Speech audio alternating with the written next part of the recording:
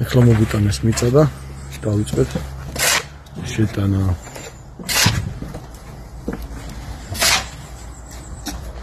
ასე მოგოქ ამ გზაზე. მოდივართ მომერიდე. აი ქიშლება. დაგჭა გასაშლელი კიდე ზედა სივრცეშიც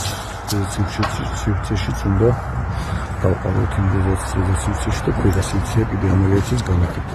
აი ესე ვასწავლოთ. ეხლა განახლებით ამ სივრცეებს.